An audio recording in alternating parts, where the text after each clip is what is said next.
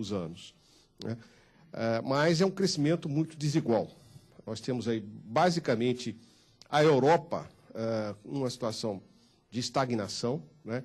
O Japão, apesar dos últimos dados terem sido muito positivos, o Japão é uma economia que também não tem muito potencial de crescimento, também tem problemas fiscais sérios o Japão.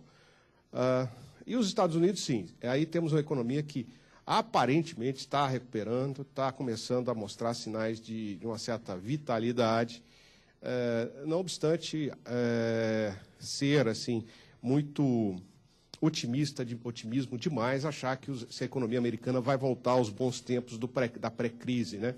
Eu acho que mas é razoável antecipar que os Estados Unidos terão um crescimento melhor, ou maior do que a Europa, até porque é um país que tem muito maior flexibilidade no seu mercado de trabalho, não tem a situação fiscal complicada que nós vemos na Europa, não tem os problemas de coordenação de políticas, né, que a gente vê na Europa, etc. Bom, aqui tem algumas projeções, basicamente ilustrando o que eu disse. Vocês veem que os Estados Unidos, por exemplo, a economia já voltando a crescer numa faixa de 2,5% ao ano, como eu disse, é inferior ao crescimento que vinha obtendo antes da crise, inferior ao PIB potencial, ou seja, o potencial de crescimento dos Estados Unidos é maior do que esse, né? Mas ainda estarão pagando o preço da crise, né? Nós vemos a Europa com um crescimento muito baixo, em torno de 1,5% a 2%, e muito desigual. Eu diria que nós temos aí basicamente a Alemanha como um país com boa perspectiva de crescimento, em segundo lugar um pouco a França, né? Mas os outros demais países puxando para baixo. E o Japão também, numa taxa de crescimento projetada em torno de 2%, abaixo de 2%. Este aí é o nosso cenário básico. Nós estamos falando aqui um cenário sem a catástrofe do default, do não pagamento da dívida grega, né? É um cenário aqui que você conseguiria cumprir aí os acordos e tudo mais, né? Os países emergentes, por outro lado, com uma situação bastante favorável. Vocês veem aí a taxa projetada de crescimento da China e da Índia, destacando dos demais, mas nós temos taxas também muito positivas de outros países, né?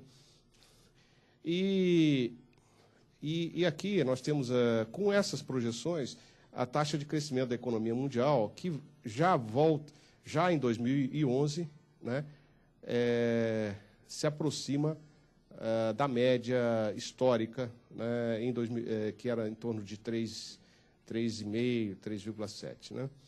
Está meio confuso isso aqui, porque esse 2011 aqui não precisa ser apagado. Mas, na realidade, se vê aí a economia mundial se recuperando e, como eu disse, muito em função do comportamento dos países emergentes. Olhando aqui mais de perto os países, né, os Estados Unidos, que é o padrão de...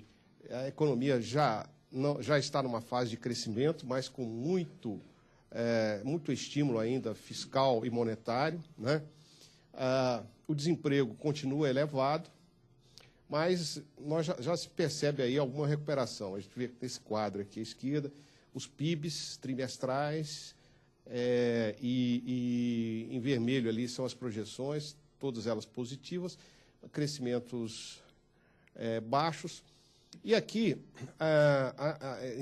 esses retângulos azuis mostram a criação ou destruição de vagas de mercado de trabalho nos Estados Unidos.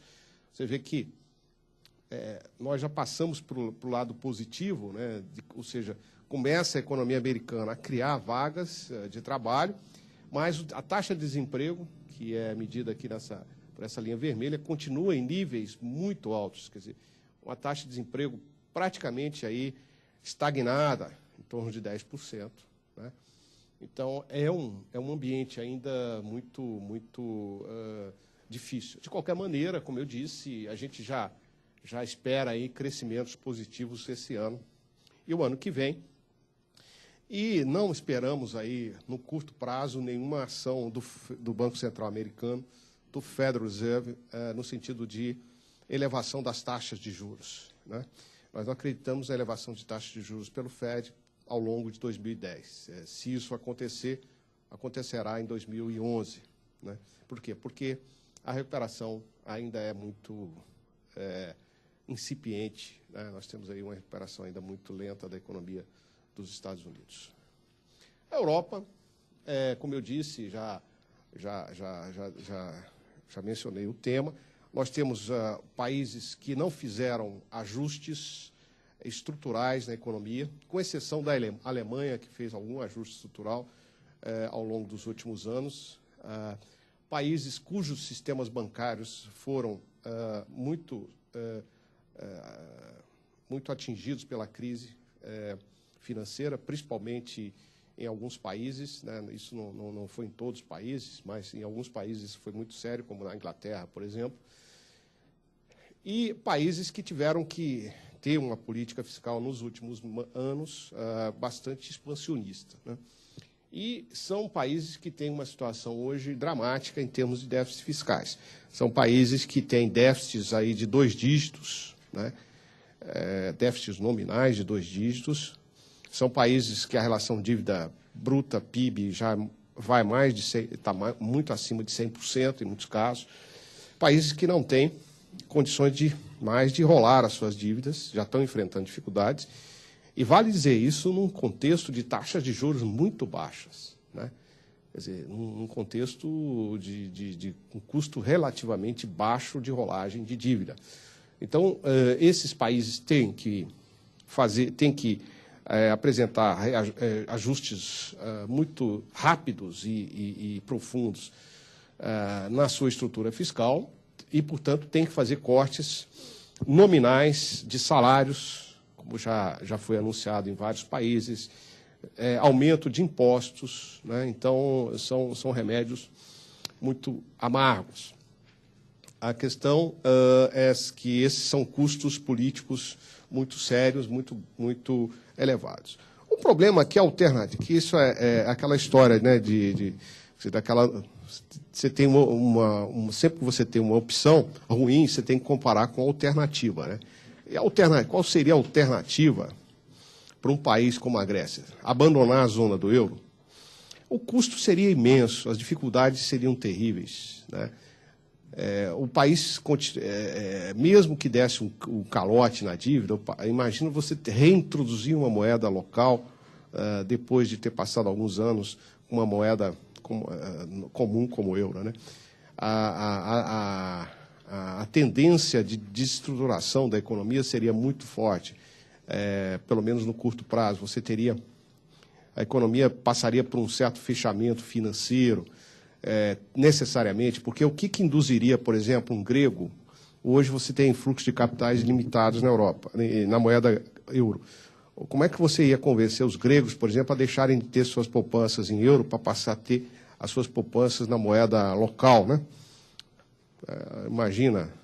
Então, haveria várias dificuldades técnicas, econômicas e políticas para sair da zona do euro, mesmo que a Grécia continuasse no âmbito da comunidade europeia, né?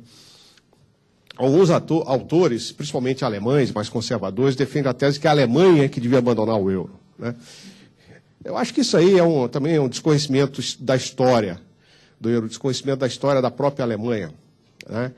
A Alemanha, quer dizer, a construção política da comunidade europeia, a construção política do euro, ela tem raízes na própria situação da Alemanha como perdedora de 2 guerras mundiais, em que ela teve uma responsabilidade praticamente total dessas guerras.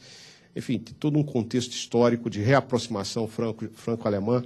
Então, eu acho que é muito difícil imaginar hoje um político alemão responsável que possa defender, né,